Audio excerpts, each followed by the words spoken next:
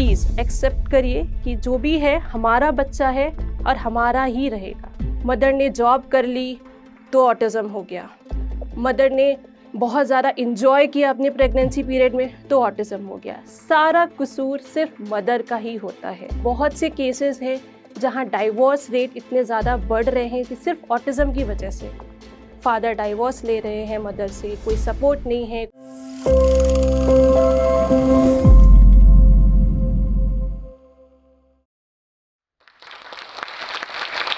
नमस्कार, मेरा नाम मानसी दीक्षित है। मैं एक आरसीआई रजिस्टर्ड स्पेशल एजुकेटर हूँ। मैंने डीएड इन स्पेशल एजुकेशन किया है from action for autism and master in psychology from IGNOU university. I have worked with various schools as well as NGOs and in clinical center also. So this is my specialization. आज इस जोश talk के platform में आज हम कुछ genuine questions के बारे में बात करेंगे जो हर पेरेंट्स के दिमाग में आते हैं और जो बहुत ही चैलेंजिंग क्वेश्चन होते हैं कि हमें समझ नहीं आता है कि हम ये क्वेश्चन किसके पास इन क्वेश्चंस का आंसर होगा। तो हम पेरेंट्स इधर भटकते उधर भटकते और हमें कभी कभी एग्जैक्ट अपने क्वेश्चंस का आंसर नहीं पता चल जाता है। मैं यहाँ पे पूरी कोशिश करूँगी कि आपके क्वेश्चंस का मैं अच्छे से आंसर दूँ जो कि आपकी ज़िंदगी में वो हेल्प करेगा, आपके बच्चों की ज़िंदगी में हेल्प करेगा। तो आइए शुरू करते हैं क्वेश्चन आंसर का वार्तालाप आज।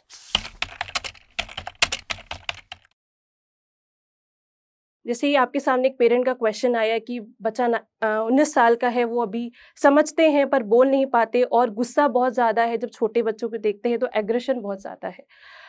एग्रेशन इसलिए है क्योंकि वो कम्युनिकेट नहीं कर पा रहे हैं। जब हमारे साथ भी होता है, जब हमें कुछ समझ नहीं आता है तो हम बहुत गुस्सा करते हैं। हम अपनी जब एक्सप्रेशन होल्ड नहीं कर पाते, हमें बहुत फ्रस्ट्रेशन होती है।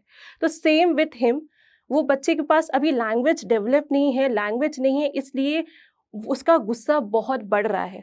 लैंग्वेज डेवलप करने के लिए हम ऑल्टरनेटिव मेथड यूज़ कर सकते हैं, जैसे पेक्स हो गया, पिक्चर एक्सचेंज सिस्टम हो गया, साइन लैंग्वेजेस हो गई, जिससे वो अपने इमोशंस को, अपनी फीलिंग्स को कम्युनिकेट कर ले रहा है। उससे उसका एग्रेशन भी कम होगा, उसकी अंडरस्टैंडिंग भी बढ़ेगी और पेरेंट के लिए भी वो ईजी हो जाएगा। वो समझ पाएंगे कि किस वजह से उसका एग्रेशन है, वो उसके इमोशंस को अंडरस्टैंड कर पाएंगे। उसके लिए आप ऑल्टरनेटिव मेथड यूज़ कर सकते हैं, जैसे मैंने बताया पेक्स हो गया, विजुअल कार्ड्स हो गए, आईपैड्स हो गए, जो भी आजकल कम्युनिकेशन के लिए आईपैड्स बने हुए, आप ये ऑल्टरनेटिव मेथड यूज़ कर सकते हैं। और रही बात वो छोटे बच्चों उसको देख के गुस्सा करता है, तो आप एक चीज़ कर सकते हैं कि घर में उनकी कोई यंगर सिबलिंग्स है, उससे उनसे थोड़ा-सा दिन में 2 मिनट्स का इंटरैक्शन पॉजिटिवली कराइए। धीरे-धीरे अगर अच्छा सा इंटरैक्शन हो रहा है तो उस बच्चे को रिवार्ड दीजिए कि आपने अपने आज भाई से बहुत अच्छे से प्ले करा। भले 2 मिनट्स या 1 मिनट किया, बट आपको बहुत अच्छे से प्रेज़ करना है ताकि उनको पता चल जाए, अगर मैं थोड़ा-सा भी अपने भाई से इंटरैक्ट करता हूँ तो मम्मा-पापा मुझे बहुत प्यार करते हैं। रीइन्फोर्समेंट, पॉजिटिव रीइन्फोर्समेंट का प्रिंसिपल यूज़ करिए। धीरे-धीरे जब बच्चा 2 मिनट्स खेलने लग रहा है तो धीरे-धीरे इंटरैक्शन का टाइम आप इंक्रीज़ करते जाइए। इससे बच्चे की बॉन्डिंग भी बढ़ेगी और उसका एग्रेशन भी कम होगा।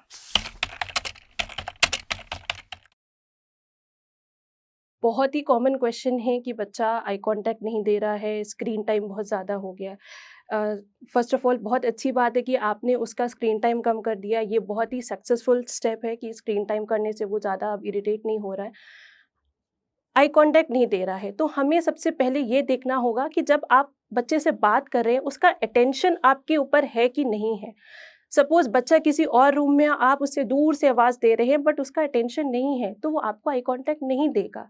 इसके लिए हम क्या कर सकते हैं, कुछ प्लेफुल एक्टिविटीज़ कर सकते हैं, जैसे लाइक पीकाबू हो गया, बबल्स एक्टिविटी हो गई, उसका कोई फ़ेवरेट टॉय आपने उसके आइज़ के पास रखा है और तब आप आई कॉन्टैक्ट दिलाने की कोशिश कर रहे हैं। उसकी कोशिश करिए कि उसके लेवल पे जाके आप बात करिए। उसको उसके आई के लेवल पे जाके जब आप बात करेंगे, आपका अटेंशन वो ग्रैब करेगा, तब वो आपको धीरे-धीरे आई कॉन्टैक्ट देना स्टार्ट करेगा। और अगर दिन में वो 5 सेकंड्स, 10 सेकंड्स भी आई कॉन्टैक्ट आपको दे रहा है, ये बहुत बड़ी अचीवमेंट है। आप उसको पॉजिटिव रीइन्फोर्समेंट दीजिए, रिवार्ड दीजिए, क्लैप करिए, प्रेज़ करिए। उसको आई कॉन्टैक्ट का मतलब पता चलेगा, उसको ये पता चलेगा जब मैं मम्मा को आई कॉन्टैक्ट देता हूँ तो मम्मा बहुत प्रेज़ करती है, मम्मा मुझे उसका अपना फ़ेवरेट टॉय देती है। और उस टॉय को, उस फ़ेवरेट एक्टिविटी को या फ़ेवरेट कुछ भी हो गया, उसको आप तभी प्रोवाइड करिए जब वो कुछ पॉजिटिव चीज़ें कर रहा है। जस्ट लाइक उसने आपको आई कॉन्टैक्ट दिया, उसने आपका इंस्ट्रक्शन फॉलो किया। उस पॉजिटिव रिवार्ड का उसके इम्पोर्टेंस पता होना चाहिए कि कब कब मुझे वो पॉजिटिव रिवार्ड मिलता है। तो इससे आपके दोनों काम हो जाएंगे। बच्चा आपकी इंस्ट्रक्शन भी फॉलो करेगा और उस लालच की वजह से, पॉजिटिव रिवार्ड मिलने की वजह से वो आपका और अपना काम भी करना स्टार्ट कर देगा। लाइक उसको पता चल जाएगा कि हाँ, मुझे ये चीज़ चाहिए तो मुझे मम्मा की बात करनी पड़ेगी, मम्मा के इंस्ट्रक्शन फॉलो करने पड़ेंगे, तभी मुझे अपना फेवरेट टॉय या एक्टिविटी मिलेगा। और आई कांटेक्ट बढ़ाने के लिए आप सबसे पहले टेबल टॉप पे जाइए, उसके आई के लेवल पे जब आप जाएंगे उसका अटेंशन ग्रैब करने की कोशिश करिए। क्लैप कर दिया, सॉन्ग कर दिया, बहुत ही एंथुजियास्टिक टोन में आपने उसका नाम लिया, टच करके उसको बुलाया, तो उसको फील होगा कि somebody is calling me.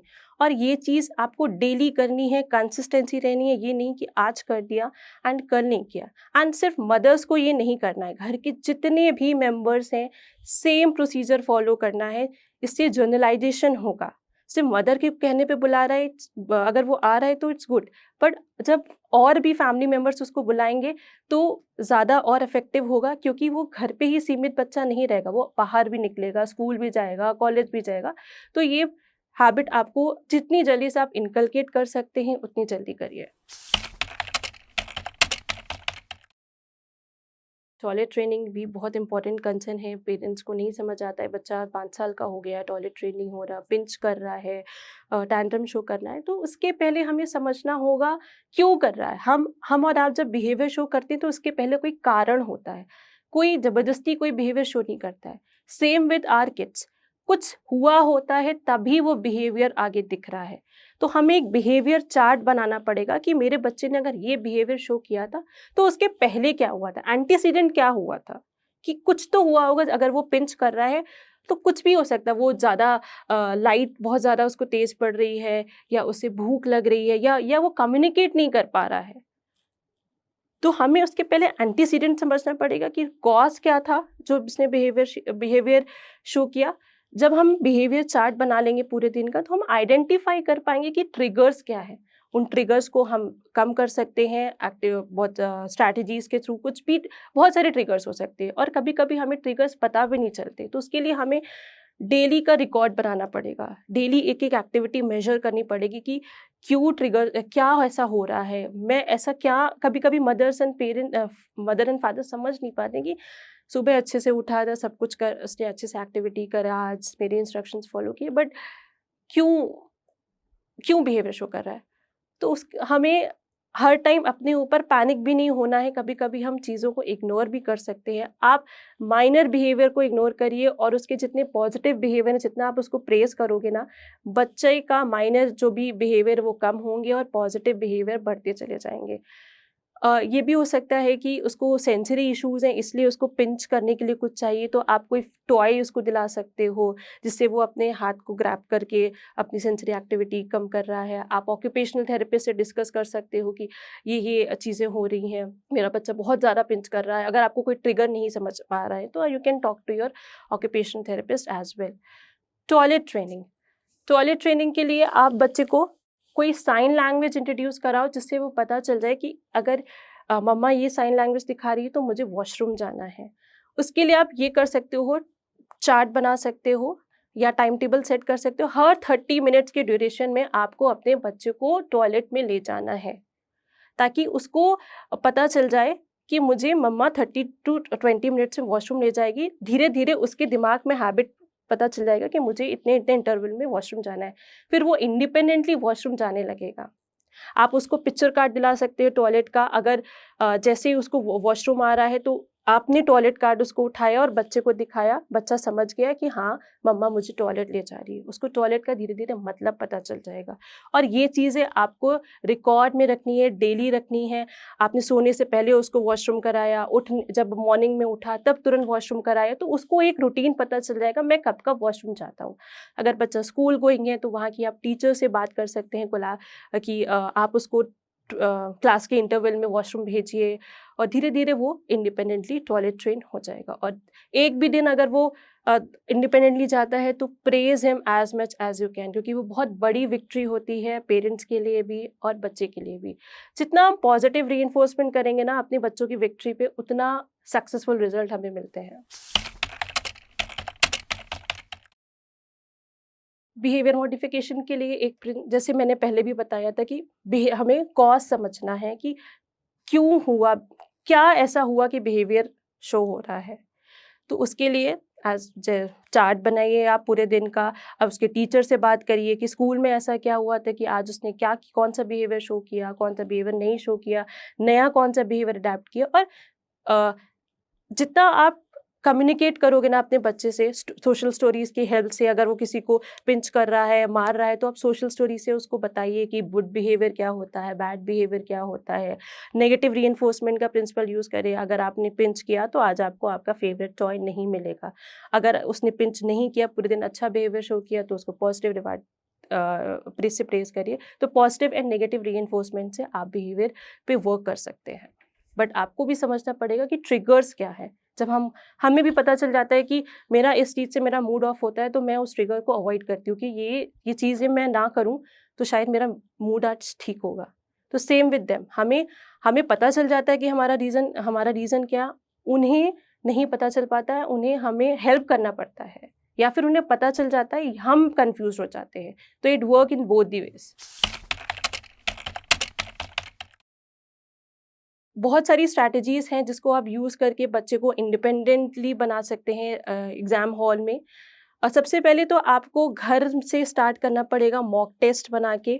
Mock test कैसे बनाएँगे? आप दिन का टाइम टेबल डिसाइड कर लिए कि इस टाइम आपका टेस्ट होगा, और इंटरवल उसको, अगर 30 मिनट्स का आपने मॉक टेस्ट बनाए हैं तो 10-10 मिनट्स का आप उसको ब्रेक दिलाइए, ताकि उसको सिटिंग में दिक्कत ना हो। अगर बच्चा ज़्यादा देर तक नहीं बैठ पाता, उसको सिटिंग टॉलरेंस नहीं है, तो आप चंक्स में टाइम टेबल डिवाइड कर लीजिए और विजुअल शेड्यूल्स बनाइए।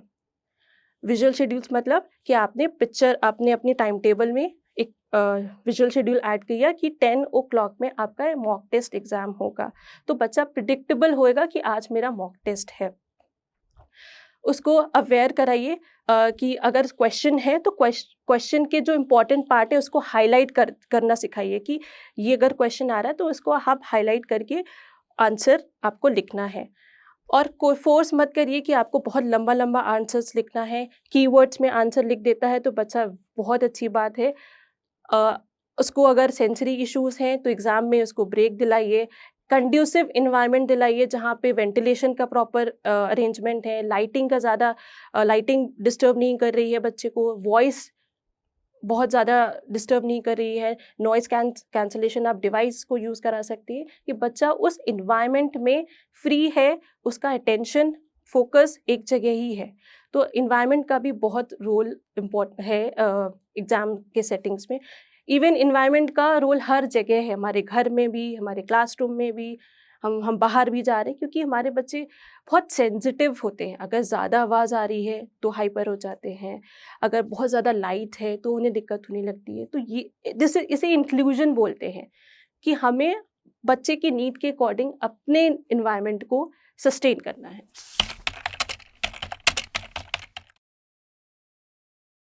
ये सबसे इम्पोर्टेंट मेजर कंसर्न है कि इंडिपेंडेंट कैसे बनाना है, क्योंकि हमारे और आपके लिए हमें पता है कि जब छोटे होते हैं हमें क्या करना है क्या नहीं करना, हम अपने एनवायरनमेंट से देख के सीख जाते हैं।